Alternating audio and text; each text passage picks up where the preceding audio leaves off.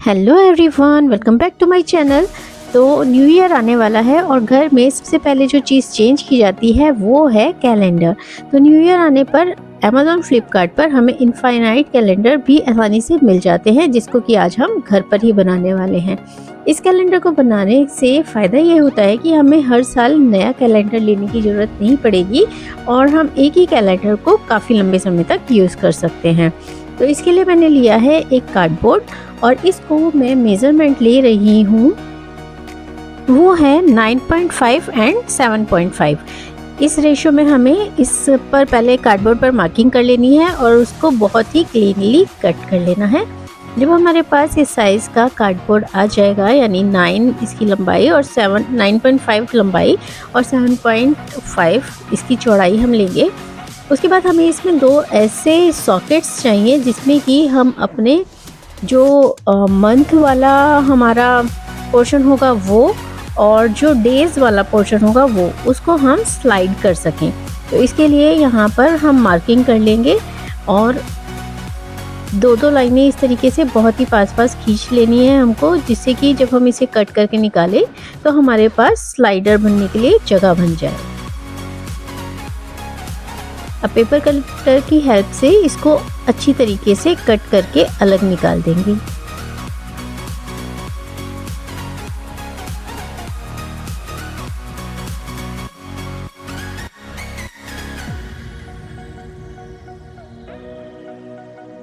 इस तरीके से इसको अलग हटाने के बाद हमारे पास दो सॉकेट बन जाएंगे। यहाँ पर दो मतलब खाली पोर्शन हमें मिल जाएगा जिसमें कि हम बाद में स्लाइडर्स को लगा सकते हैं। अब हमें बनाना है स्लाइडर जो कि हमारे मंथ के डेज जितने भी होंगे उनको कवर करेगा। तो उसके लिए हम यहाँ पर एक स्क्वायर पीस ले लेंगे। ये मैंने 9 बाय 9 का स्क्वायर पीस लिया है, जिसमें से कि मैं बीच में से भी साइडों से 1-1 सेंटीमीटर छोड़ूंगी 3 तरफ से और 1.5 के करीब छोड़ना है एक ऊपर की तरफ से। तो इस तरीके से करने के बाद इसको भी हम कट करके अलग हटा लेंगे और हमें जो इसका बाहर का फ्रेम वाला हिस्सा बचेगा वो अपने DIY में यूज़ करना है। इस तरीके से अब इसके बाद इसके जितने भी रफ एजेस हैं उनको कवर करने के लिए हम मास्किंग टेप का यूज़ करेंगे। आपके पास अगर मास्किंग टेप नहीं है तो आप पेपर का यूज़ कर सकते हैं, उसके ऊपर ग्लू लगाकर आप उससे इसको अच्छी तरीके से कवर कर सकते हैं, या फिर आप स्टिकर पेपर भी ले सकते हैं जो कि मार्केट में बहुत ही आसानी से अवेलेबल होता है। इस तरीके से करते हुए हमें इसके जितने भी रफ एजेस हैं उन सभी को कवर कर लेना है। यहाँ पर मैंने इसको अच्छी तरीके से कवर कर लिया है और इसका जो हमने फ्रेम बनाया था उसको भी कवर कर लिया है मास्किंग टेप से। उसके बाद जेसो का एक कोट अप्लाई कर देंगे जिससे कि इसमें एक हमें अच्छा सा सरफेस मिल जाए, जिस पर बाद में हमें कलर करने के बाद बहुत ही अच्छी तरीके से बेस मिल जाएगा।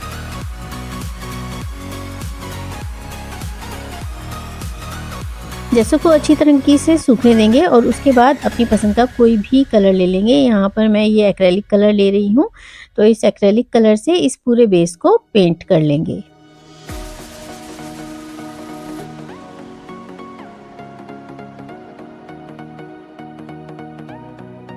अब ये कलर बेस का जो है वो हो जाने के बाद हमें जो इसमें स्लाइडर है पहले उसके लिए इसको तैयार कर लेना है कि ये किस तरीके से तैयार स्लाइड कर पाएगा वहाँ पर हैंग होने के बाद। तो यहाँ पर मैंने एक बारीक सा मतलब थोड़ा हल्का थिक पेपर ले सकते हैं या फिर थोड़ा सा थिन कार्डबोर्ड ले लेंगे। तो मैंने ये थिन कार्डबोर्ड ले लिया है और इसके ऊपर मार्क बना लेंगे। जितना मोटा हमारा कार्डबोर्ड है उतना मोटा इसमें मार्क बना लेंगे और उसके बाद इसको इस तरीके से हम यू शेप दे देंगे। अच्छी तरीके से इसको प्रेस कर लेंगे ताकि ये अपनी शेप को पकड़ ले। और इस तरीके से ये बनाने के बाद हम इसको अपने जो हमने फ्रेम बनाया था उसके बैक साइड पर लगा देंगे। जब ये ड्राई हो जाएगा इसमें गम, तो ये आराम से इस तरीके से यहाँ पर हैंग हो सकता है और इसको हम आसानी से स्लाइड कर सकते हैं। अब इसके ऊपर पेंट कर लेंगे। इसमें मैं कंट्रास्ट के तौर पर थोड़ा डार्कर शेड ऑफ ग्रीन लिया है आप इसके लिए अपनी पसंद के कोई भी कलर यूज़ कर सकते हैं, उसमें मिक्स एंड मैच करके आप उसको यूज़ कर लीजिए। अब हमें अपने मंथ्स को दिखाने के लिए एक छोटा कार्डबोर्ड का पीस चाहिए होगा। पहले मैं इसको होलो बनाना चाहती थी, लेकिन क्योंकि अपने कैलेंडर में अगर कलर्स ना हो तो मज़ा नहीं आता, तो इसलिए मैंने इसको बाद में जिस तरीके से हैंग हमने डेज़ वाले को किया था उसी तरीके से एक हैंगर इसके लिए भी बना देंगे। और उसके बाद इसको अपनी पसंद के अकॉर्डिंग छोटा सा कट कर लेंगे, जिससे कि जितनी दूरी पर हमें एक मंथ का नाम लिखा होगा उतनी दूरी तक ही ये आना चाहिए। अब इसी पीस के अकॉर्डिंग यहाँ पर हम मार्किंग कर लेंगे, जिससे कि हमें मंथ्स का नेम लिखने के लिए एक प्रॉपर स्पेस मिल जाए। तो इस तरीके से हम हर मंथ के हिसाब से यहाँ पर मार्किंग कर लेंगे। अब नीचे वाले हिस्से में हमें डेज बनाने हैं, तो उसके लिए हमें सबसे पहले पता लगाना होगा कि हमारा फ्रेम कहाँ से कहाँ तक आ रहा है। तो उसके लिए हम फ्रेम लगाकर और उसकी मार्किंग कर लेंगे, और उसी के अकॉर्डिंग हमें स्पेस छोड़ते हुए यहाँ पर डेज बनाने हैं। अब क्योंकि हमारा फ्रेम जो है वो 9 बाय 9 का है, तो जब हम इसको 7 में डिवाइड करेंगे तो 1.3 सेंटीमीटर का हमारे पास एक डे के लिए जगह बचती है। तो ये 1.3 सेंटीमीटर पर हम अलग अलग मार्किंग कर लेंगे, और उसके बाद इसको हम पेंट कर लेंगे। मार्क हमें इसमें आराम से नज़र आता रहता है पेंट में, तो इसलिए हम इसको अच्छी तरीके से पेंट करने के बाद अपने फ्रेम पर पेस्ट कर देंगे।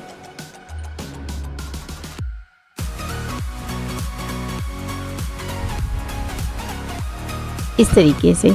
अब क्योंकि हमारा जो डेज वाला ये सूखने के लिए रख देंगे, और उसके बाद हम यहाँ पर मंथ्स का नेम लिख लेंगे। इसके लिए मैं OHP मार्कर पेन जो होता है वो उसका यूज़ कर रही हूँ। आप अगर कलर से लिखने के लिए कंफर्टेबल हैं तो आप इसको कलर से भी कर सकते हैं, या फिर आप अपनी पसंद की किसी भी मीडिया का यहाँ पर यूज़ कर सकते हैं। आप पेपर से कट करके चिपकाना चाहते हैं आप वो भी कर सकते हैं। तो इस तरीके से हम यहाँ पर मंथ्स के नेम मार्क कर लेंगे, और उसके बाद जब हमें ये यहाँ पर डेज के लिए मार्किंग करनी है, तो उससे पहले हमें यहाँ पर फ्रेम अपना लगाना है।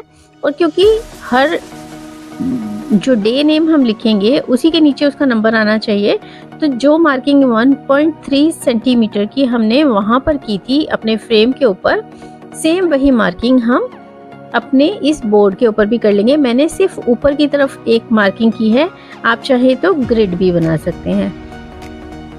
तो इस तरीके से करने के बाद, तो जिस तरीके से मैं यहाँ पर नंबर लिख रही हूँ, ठीक उसी तरीके से आपको नंबर्स यहाँ पर लिखने हैं, यानी कि यही पैटर्न आपको फॉलो करना है।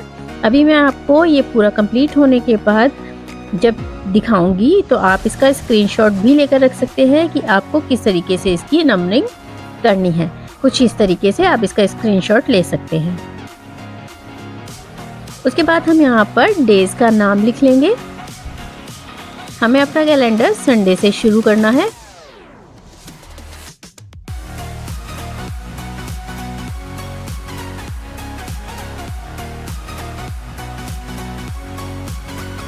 अब ये जो हमने मंथ्स नेम के लिए बनाया था, क्योंकि हमें इसमें कलर ऐड करना है, तो मैंने यहाँ पर रेड कलर का वेलवेट पेपर ले लिया है, और उसके ऊपर एक फ्लावर की शेप चिपकानी है।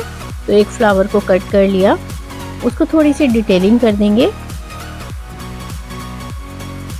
थोड़ा इस तरीके से शेप दे देंगे उसको, और उसके बाद अपने इस पीस के ऊपर इसको चिपका लेंगे। और जब हम इसको हैंग करेंगे तो हमारे ग्रीन कलर के जो बेस है उसके ऊपर ये बहुत ही अच्छी तरीके से उभर कर आएगा, और हम इसको हर मंथ के हिसाब से आगे आगे स्लाइड करके वहाँ पर रोक सकते हैं। अब आगे की तरफ से तो हमारा कैलेंडर अच्छा लग रहा है, लेकिन पीछे की तरफ से वो बहुत ही रफ दिख रहा था, तो इसलिए मैंने उसके पीछे एक वाइट पेपर चिपका दिया, और बाद में वापस से ये जो वाइट पेपर बीच में हमारे स्लाइडर्स में अटका हुआ था उसको कट कर दिया। अब हमारा कैलेंडर तो कंप्लीट हो गया है, लेकिन उसमें साइड में जो थोड़ी सी जगह बची है वहाँ पर हम इसको थोड़ा सा डेकोरेट कर लेंगे, ताकि ये देखने के लिए भी अच्छा लगे। तो इसके लिए मैंने एक प्रिंटेड पेपर ले लिया है, और उसमें से एक वास जैसी स्ट्रक्चर कट कर लिया। उसको 3D इफेक्ट देने के लिए पेपर को रोल किया, और अपने कैलेंडर के ऊपर बेस पर चिपका दिया उन रोल्स को, और उन रोल के ऊपर हमने इस वास को चिपका दिया, तो इससे थोड़ा सा 3D इफेक्ट आ जाएगा। अब उसके बाद हम इस वास को थोड़ी सी डिटेलिंग दे देंगे। जब तक मैं ये कर रही हूँ, आप बताइए कि आप कहाँ से ये वीडियो देख रहे हैं, और अगर आप मेरे चैनल पर नए हैं तो प्लीज़ चैनल को सब्सक्राइब भी कर दीजिए। वीडियो के बारे में आपकी क्या राय है वो कमेंट कर दीजिए, क्योंकि आपके कमेंट्स से हमें बहुत मोटिवेशन मिलती है। तो आपके कमेंट्स हमेशा वेलकम हैं। आप क्रिटिसाइज़ करना चाहें वो भी कर सकते हैं, लेकिन प्लीज़ ज़रूर अपनी राय, अपने व्यूज़ कमेंट बॉक्स में बता दीजिए। उसके बाद मेरे पास कुछ ये बटरफ्लाइज़ के कटआउट पड़े थे, मैंने वो भी यहाँ पर लगा दिए, जिससे कि हमारे फ्लावर वास के पास आने वाली बटरफ्लाइज से कुछ और कलर्स ऐड हो जाएं। सबसे ऊपर का पोर्शन जो था वो खाली लग रहा था, तो वहाँ पर एक छोटी सी कोट क्लिक की, जिससे कि हमें पूरा साल भर मोटिवेशन मिलता रहे।